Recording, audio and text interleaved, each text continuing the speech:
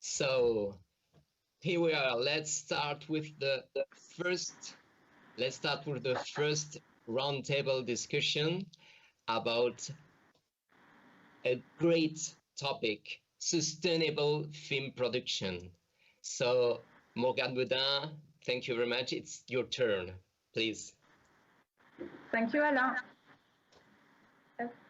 So there is a film market here at ChangeNOW because films has an amazing power, which is to inspire people to change their behavior. But as any industry, the film industry has an environmental impact of its own. So imagine there is a production, there are a lot of people going on the set, so transportation that rejects a lot of carbon emissions in the atmosphere. You build a big set, like houses, fake houses that you have to destroy after a month of shooting, and it produces a lot of waste. You have special effects and post-production that takes a lot of energy. So according to a recent study from Eco-tournage, only the French audiovisual industry rejects 1.7 million tons of CO2 equivalents in the atmosphere each year.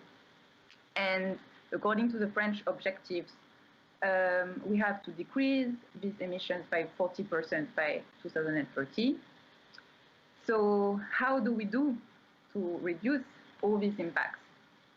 So this morning, we have the opportunity to talk with sustainable production specialists from all over the world. And first, they're going to introduce themselves. So we'll follow the sun, and we'll begin by the country which is to the east, which is Finland. So Anne, please, could you tell us what you do to increase sustainability in the film industry, and like a project you are particularly proud of that you did this year that could give us a good example of what you do. Hi, and greetings from Finland. Thank you for having me. I'm actually here with quite many roles. I've been a freelancer in the TV industry for around 10 years now. I've done mostly content in non-scripted TV shows. I'm also a sustainability expert. I'm a founding member of this newly founded pan-Nordic group called Nordic Eco-Media Alliance. And I also work for the Audiovisual Producers Finland APFI ry, where we are aiming to have this whole Finnish culture of the audiovisual culture to be more sustainable. I came familiar to this matter maybe around 10 years ago when I was doing my first bachelor's final thesis, and it was actually the first thing ever to be published in Finnish language about sustainability in the audiovisual industry. Also last year, I got my second bachelor's degree, this time on sustainability. And this time the final thesis was about the contents and how they can work as a tool in the environmental education. But my biggest achievement, I'd say it's from the year 2019, when I was a second author of our Finland's guidebook on sustainability, EKOSETTI, translates to EKOSETTI. So that was a big thing then, and I think it still is. We had 3 really big funders, like the key players of our industry, which tells you that it was a big thing then, and it still is. And I feel like EKOSETTI was some kind of a turning point here, that it worked as a discussion opener and things really start moving forward then. But yeah, I'd say like at the moment I'm working from all levels in the industry, like from up to down and also in the production. So yeah, that's me in a nutshell. Thank you, Anne. Yeah, we're going to talk about levels of actions and which one is the more efficient or which one we should focus on. But first, representing France, Mathieu, can you introduce to us SECOYA? Yes, hello everybody, and thank you ChangeNOW for this meeting. First of all, I wanted just to introduce myself. I worked during 20 years in the movie business, and I really loved it. during 20 years. It was passion. So one moment with my colleague and friend Charles, we wanted to do what we can call our hummingbird part, and to see how we can act at all level where we were.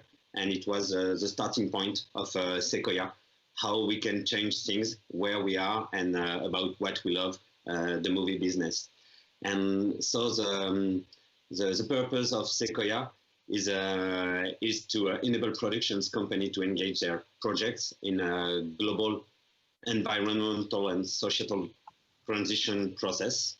And we wanted for that to integrate sustainable development principles, social and societal issues into audiovisual projects through what we can tailor-made CSR strategy.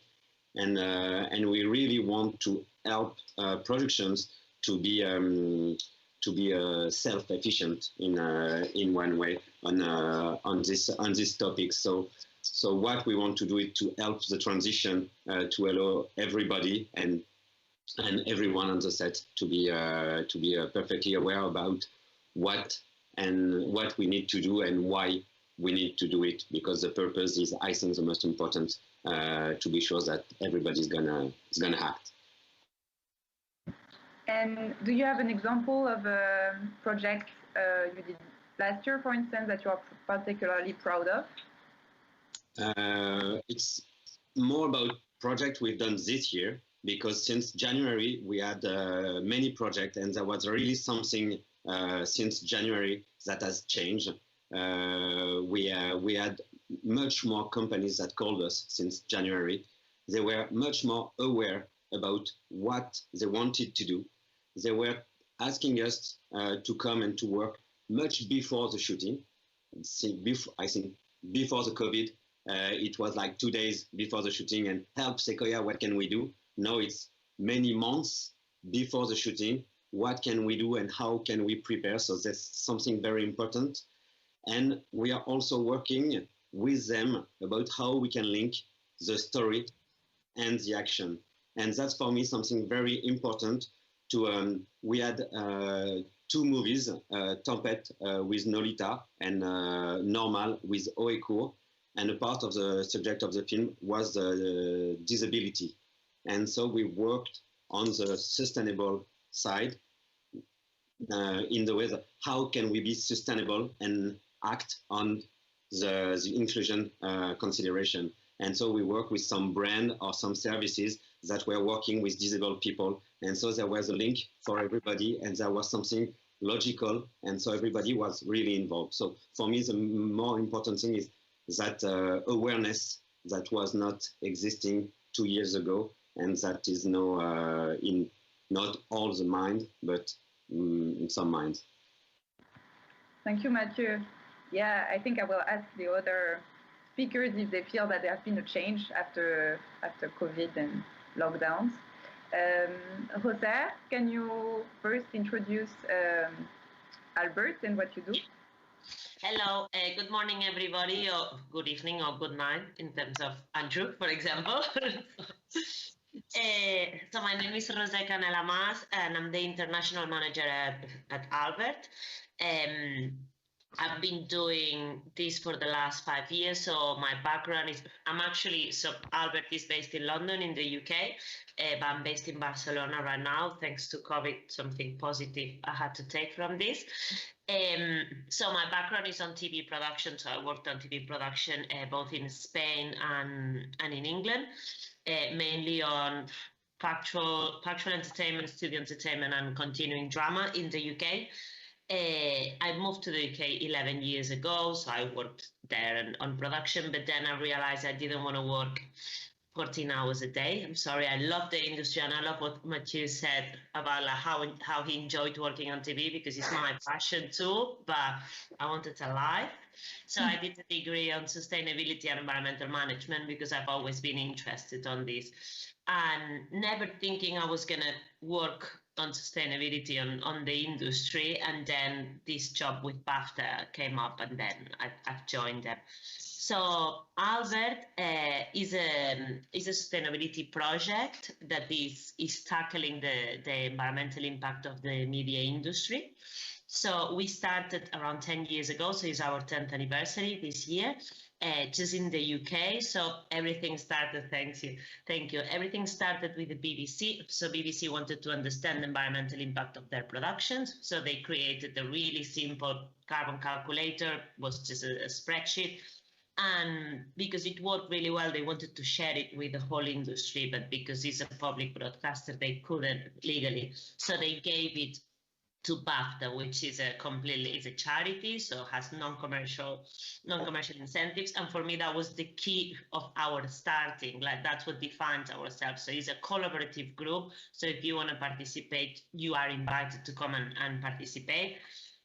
So we always say that we are a project that we are from the industry to the industry. So how we work, so we work thanks to the funds of the bigger companies in the UK. In that case, we started, and thanks to that, we can serve the rest of the industry.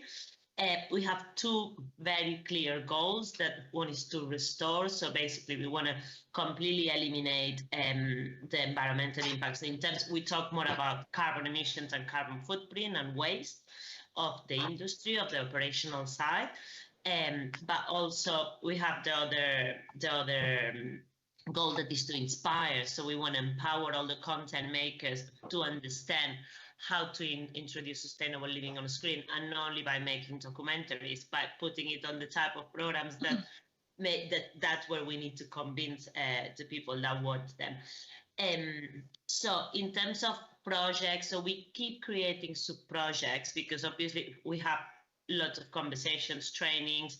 We collect lots of data through our carbon calculator from the industry. So what we do is we create projects looking at the data that we collect, so looking at the necessities of the needs of the industry. So we create projects that they can help them overcome that. The last project that I personally worked on, and it was my lockdown live, so I don't know what I would have done then.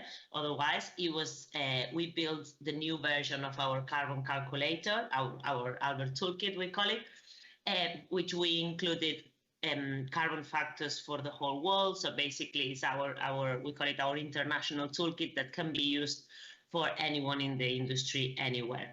It's been translated as well to 10 different languages. So we think this is a big jump that we've done in order to just not serve the UK, serve the rest of the world.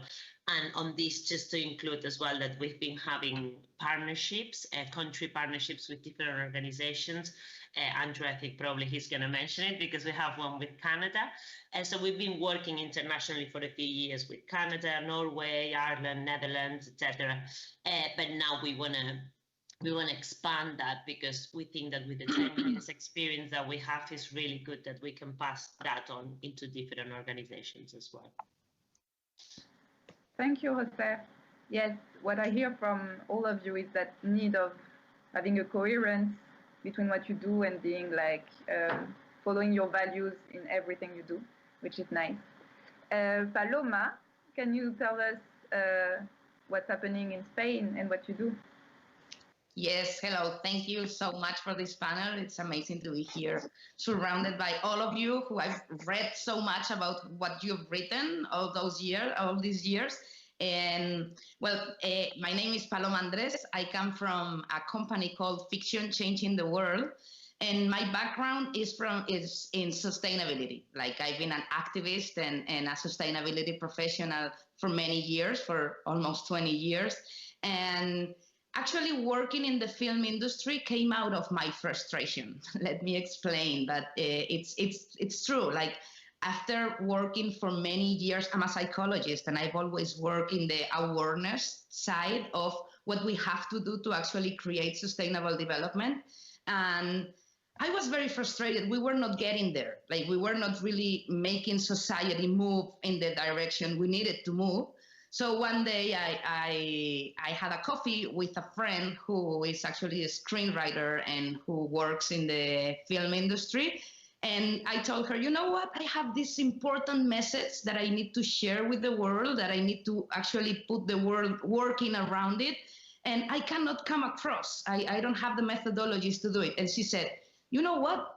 I write very silly messages that many people want to hear about. So we said, okay, let's put our worlds together. And we created Fiction Changing the World to use the film industry as a methodology, as the way, it's where people sit down and just listen to the messages that are coming out of the audiovisual industry.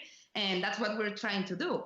And since we started creating content, so actually writing histories that could talk about the development and sustainability, and we wanted to produce our stories in a sustainable way. And we realized that it didn't exist. Like, there was nobody actually in Spain working on this field. And I said, okay, I've been doing this for engineers, multilateral platforms, and electrical companies for many years in their sustainability and corporate responsibility areas. So I can do it for the audiovisual sector, right? And we started it, and right now everything's going very fast in Spain. We've come from a very kind of phase of activism in which we've been pushing and pushing and pushing, not only us, but a few actors and players that I will probably share in the next questions. But things are moving fast here in Spain.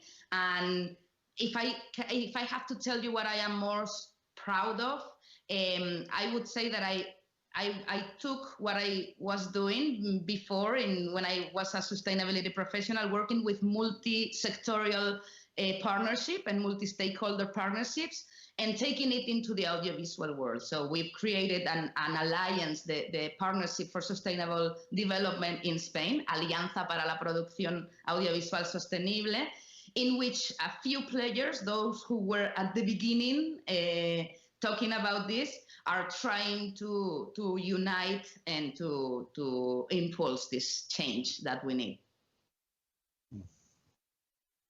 Thank you. That's also something that I hear from all of you, I think, is the need to cooperate and to create alliances to be stronger together. So I hope we'll have the opportunity to talk about it. But first, Andrew, can you tell us what you're doing in Canada, where it's very late or very early? So thank you to be here. Well, thank you, and thank you to ChangeNOW for having me. It's great to be here with all of these experts and these wonderful people wanting to affect change in our industry. My name is Andrew Robinson. I work with an organization called the Green Spark Group.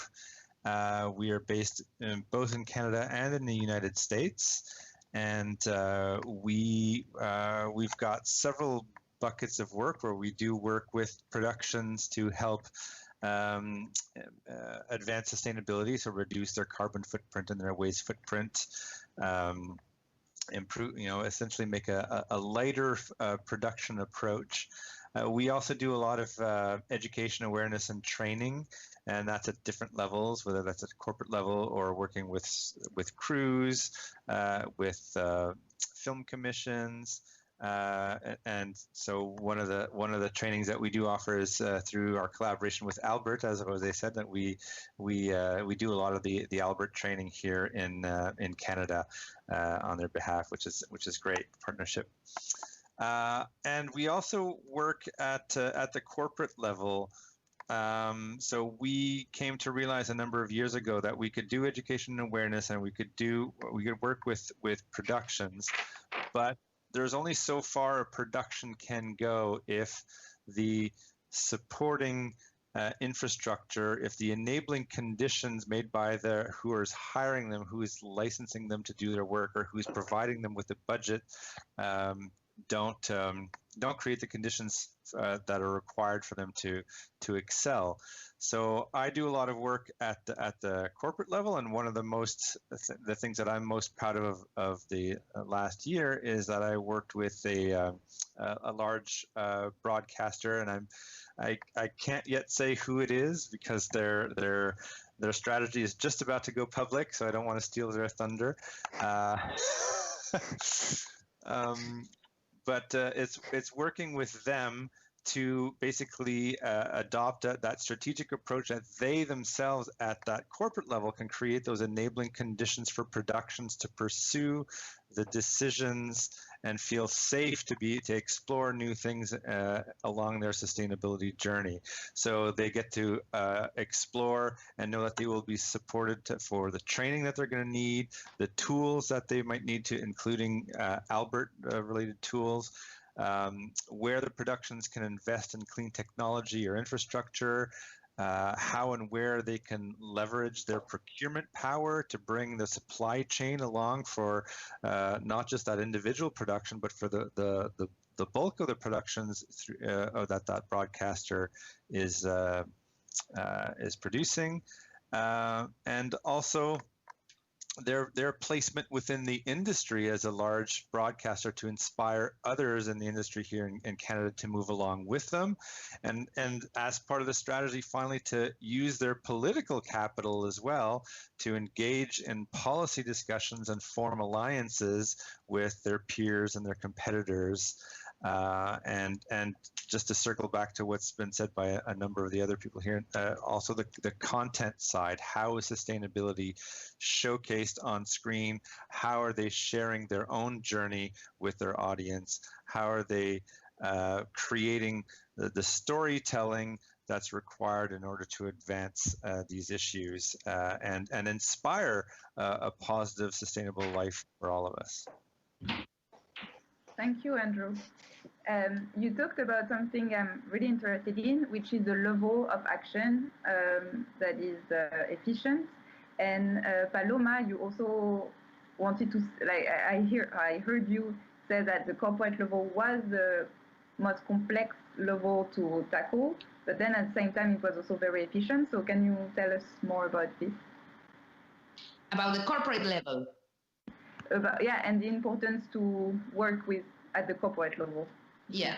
Well, when we talk about sustainable development and the actual world that we need to build, we actually need to create another model, business model for almost anything, not only the film industry, but all of them, right? So there's been some sectors that have been working longer in this, probably because they were worst for the environment for many years, and they've been regulated, like the electrical sector and many sectors that have been having important laws and regulations around them to move and change their model. But all the sectors need to change their model in the future in order to achieve what we want for the SDGs, for the Sustainable Development Agenda that we all share, right?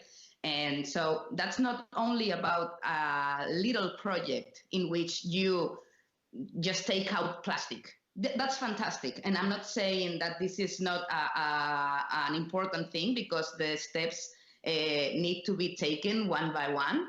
But we need a big revolution in the way we produce anything in the world. And that's at the corporate level. We need to actually change the business models. And before we started this, we were in a conversation in which we talked about the constraints, and we said, okay, the business model, the time constraints that the film industry has, it's such a problem for actually changing and making it more sustainable. And that comes out of their business model. If you work with publicity, we've been working also in reducing the impact of filming spots, publicity spots. The times that they work are so short that planning and trying to measures to eliminate impact or to reduce impact, it makes it so hard. But that comes out of the corporate level. That needs to change in the way a company focuses and plans their job, their actual production. So changing the corporate level is the most ambitious part. It's the most important, but it's the one that can actually make that the products at the end are sustainable, because it's been already focused from the strategy. It's like the circular economy. When people talk about circular economy and don't talk about circular design, it's like, okay, we're focusing in just this part of the process, in recycling what's been done. But let's start thinking and beforehand what we're going to do at the end of the product, right? That's the only way. So that's the corporate level, and that's what we wish we can actually achieve. Yes, I agree. We need a structural revolution. And Anne, you talked about funders, and they're also key players, I think, because they can influence the companies to change as well. Can you tell us a bit more about how Finland is structurally changing? What the funders want to do to introduce more sustainability in Finland?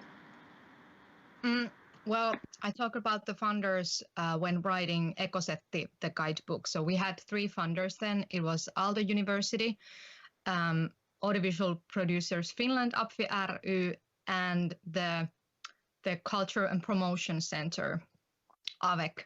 So those are like big players here. They were and still are. And the project that I'm doing at the moment for APFI, so we are aiming to gather this big collaboration that includes funders and channels, production companies. What's the word? I have to. No, I can't Google it. But anyways, like all the main stakeholders of the industry, and we're like trying to gather a big group so that we can like genuinely move the whole of our working culture like forward. It's not only about like environmental sustainability, but also like social, economical sustainability. But yeah, we have a funding model for the costs of the things that when you try to make things more sustainable, it will increase your costs. So we have a funding model for that. I'm not 100% sure how popular it has been, because as I know, productions tend to try to get the money for like general costs, and they're like not about the costs that have raised because you're trying to do things more sustainable. But yeah, well, currently I am working, the funding that we received and I'm working with now is from the Education and Culture Ministry, which also tells quite a lot like how much Finland is truly aiming to do things better here at the moment. I'm not 100% sure did I answer your question, but I tried. Thank you, Anne. Yes, and you and Andrew wants to add something to what you said. So, well, it was just a point about the cost structure and the funding mechanisms that need to be there. And I do think that there need to be some kind of funding mechanisms to help productions, especially because there's only so far productions can go. At some point, they're going to come up with an infrastructure deficit that they just can't tackle on their own, and they're going to need to have access funds or partnerships or engage with the levels of government or their suppliers that develop that infrastructure to enable them to go that much further. But I wanted to also say that it is not necessarily more expensive to be green. It is not necessarily more expensive to be sustainable. It can depend on what you choose to pursue. We at GreenSpark, at least here in North America, have found that on average, it's been revenue positive for productions to adopt sustainable practices, that they've actually come up saving money due to the operational savings from having made some initial investments at the front end. So it's more a question, again, if we think about that structural piece that Paloma was talking about. If you look at your budget, and instead of looking at it in the traditional framework of when you need to be dispersing those expenditures, are there ways to front end some costs that looks like it's more expensive at the front end, but you accrue the benefits through the production life cycle, and at the end you end up being revenue positive. So it's more a question of spending differently but not spending more at the when you look at the whole life cycle of the production. Yeah, and I guess that when you think from the beginning differently, you can also, like, but you need time, but you can also reduce costs because you're more efficient and everything. But Mathieu, you know all about that. And you said that productions were calling you way before the beginning of the shooting that they used to do before. So what does that allow you to do? Can you do more structural changes? That's amazing, this way of doing things, because we really have the time to do concrete things and to create the opportunities. And I completely agree with kind of everybody. The main problem is the time and the money. And when you start very, very early at the beginning of the project, you can create opportunities. The transition, the ecological transition is global. It's not cultural. It's not an industry from the food or anything. It's global. It's for all the planet and for you, for the politics and everybody. And we have to do our part. But we can share with everybody, and we can create what we can call an ecosystem of goodwills. And by starting much earlier on the project, we can create this ecosystem. We have the time to create it, and so we can create financial opportunities, because a movie that starts to be ecological, sustainable, is a very, very good support for the brands, and they like to talk about it. And for example, Tempête, the movie we've worked with, they've created a communication on social media, and every week they were posting something on social media regarding a brand that was specifically on the movie because of the ecological or social activities. And we had a movie, they saved more than 100,000 euros by doing this way, because the placements they were able to do, because they were able to talk about their action, because they've done it much before. So they were able to talk about it. They were able to say what they're going to do, so to prove that they're really going to be sustainable. So it was very interesting for brands or for communication support to talk about it. And we had on also Tempête, we had a sharing point with a company that was working on Olympic and Paralympic Games, because we're also working with Paris City about the 2024 Games, Olympic Games. And we are just thinking, they have the same values, they have the same ethics, so maybe we can do something. And we just put everybody together and say, okay, this is exactly the same thing. So we've never done that before. We've never been on the movie business before, but it's something interesting. And so we're creating these things. And the producer had money, so they were agree to do things, expensive things, but very interesting ecological result. So they were ready to spend because they were saving money. And the communication was also much efficient on the TV, on the newspaper and everything. So they were earning at every point. So at the end, the bill is not bill, it's savings. So it's very efficient, and they want to do it again. So it's okay. So it's interesting. We talked about cooperation within the movie industry, like working all together to create tools and everything. And we can see now that it's going even further than just the movie industry, like it's industries talking together around sustainability and creating partnerships and synergies that maybe we would have thought about before. José, I wanted to ask you, because so you are, you work from the industry, you are listening to the needs of the industry.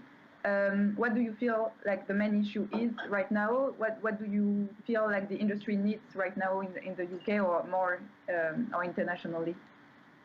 Yeah, so basically, I wanted to answer a little bit at, and I think it links quite a lot with what Paloma and Andrew were saying about the corporate level and the business. And so I think we've done, for example, on Albert, we've done really well. At the first years, we did really well in terms of working with with productions, but it's what they said. So it's something that there is a limit of what the production can do. And also we started engaging a lot with production secretaries, production managers, and again, there is a limit on what they can do. So it's really important that we engage at the corporate level. It's really important that we talk with the businesses in terms of the resilience, in terms of educating them. So it's not that you have to do that for a polar bear. You have to do that because if you want to carry on producing in 20 years' time, you'll need to adapt to the changes that are coming, so that they understand that as a business strategy as well. Obviously, the ones that we are environmentalists, activists, blah, blah, is like, no, you have to do it for the planet. But it's about, I think the challenge has been, and is still, but obviously we're trying to overcoming, is the language that we speak and how we speak to the people. So you can't convince, so like your role, for example, if you're a CEO of a company, your role is not to go on the streets and demonstrate. Use your opportunities to look at the business model that you have, and also seeing climate change as an opportunity, not as a barrier, not as something that, again, as you were saying, people see it's more expensive. It's like, no, it's an opportunity to look at your business strategy and do it in a different way. And I think for lots of years, and me working at Albert, always what I think is like, I'm kind of like a translator, I feel, between the scientists. So for me, the media industry is the translator between what the scientists are saying and what I need to understand, because obviously we speak different languages. Politics and scientists, they speak different languages. So we are the channel. But for so many years, we have not been that channel in terms of climate change. So I think this is our responsibility, and we really, really need to empower ourselves on making it. And just another thing, that Andrew was mentioning as well about working with corporations. So for what we always do on Albert is, both with companies and with productions, is we go there and we don't tell them what they have to do. We educate them on them making the decisions themselves. No one wants to be told what to do, like no one, but everybody. I always say the same, I know, but it's just, I think I'm never going to quit this job, so I can't stop saying that. Like, so we want to empower people. We want to create heroes. Everybody wants to feel super good about what they do. So that's what we need to do. That's our role, to make you head of costume department feel that you can change the department where you're working. So this is our job, because I don't know their production. You know your production more than anyone. So we are the channel, I would say. Great, thank you. Yes, the film industry as a translator / channel to change on screen, behind the screen, the messages we see, and to inspire people to change. It's really, and to do amazing things. So it's almost the end of our panel.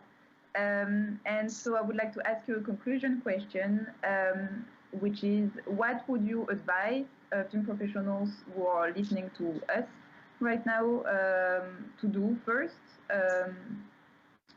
And yeah, in 1 or 2 sentences.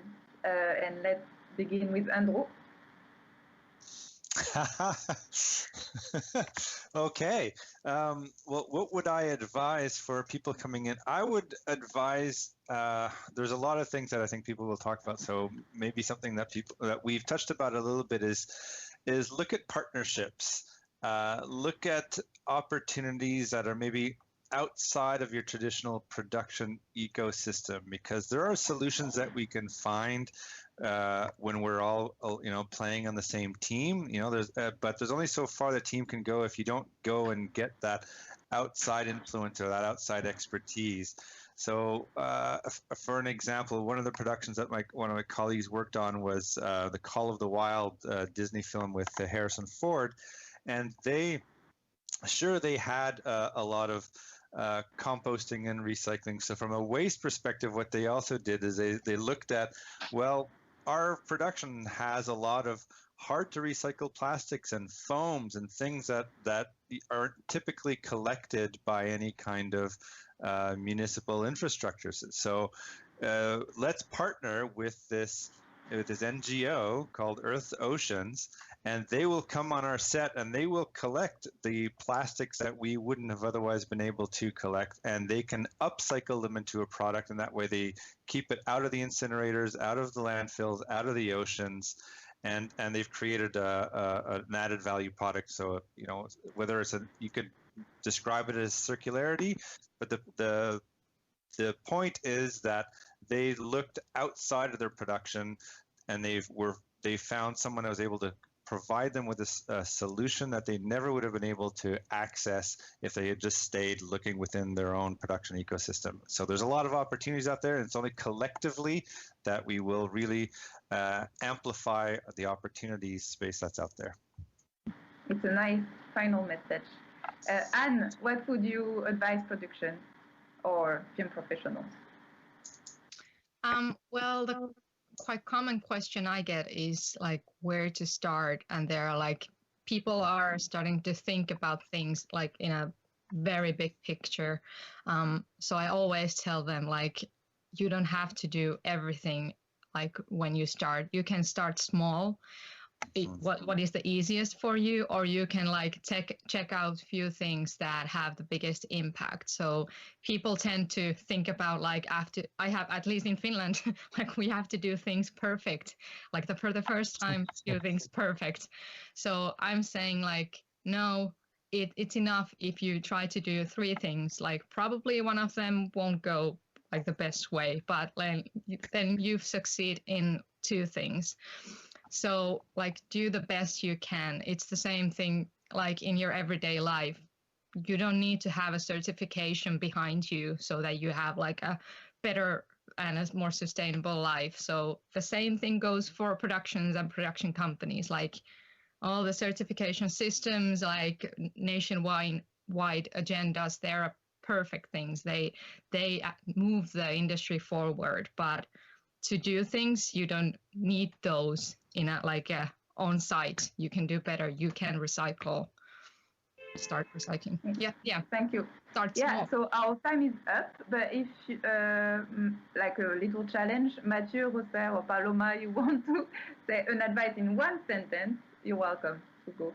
I have 1 sentence. It's when you think about sustainability, it's all about planet, people, profit. When you work in sustainability in the film industry, it's all about prep, plan. Those are the 3 Ps of the sustainable audiovisual industry. So think ahead. Thank you, Paloma. I have Mathieu? 3 words. Question your habits. Don't act with your habits. Question your habits. And so, José, now you have to have 1 word. No, for me, it's just do it. Just try it. Just don't delay. Just do it. No one is going to assess you. If you don't achieve anything, if you don't finish your carbon footprints or your measurement, that's fine. You'll finish it the next time, but just do it. Just do it. Yeah, that's a nice cooperation. Thank you very much to all of you. It was very interesting, and let's do it. Let's do it. Do it.